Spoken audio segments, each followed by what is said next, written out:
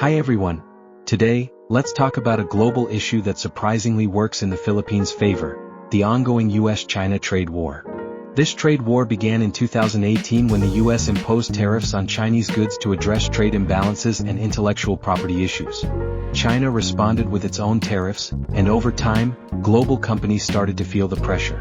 As costs and risks of relying solely on China rose, many businesses adopted the China Plus One strategy, keeping some operations in China, but moving others elsewhere. That's where the Philippines comes in. We have key strengths. First, we're one of the most English-proficient countries in Asia, making communication smooth and training easier for Western companies. Second, we have a young, educated and tech-savvy workforce ready for roles in manufacturing, logistics and digital services.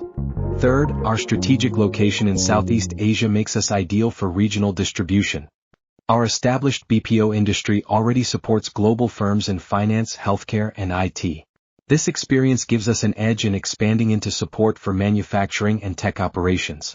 Industries likely to benefit include electronics, where we can expand in chip assembly and testing, textiles as US brands seek alternatives to China, and agribusiness, especially in fruit and seafood exports. There's also strong potential in renewable energy components, like solar panels and EV parts.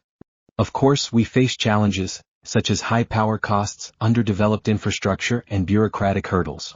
But if we invest in logistics, lower energy prices and streamline business processes, the Philippines can become a serious option for companies rethinking their global strategy. We're not the main players in this trade war, but if we act smart, we can come out ahead. Thanks for tuning in.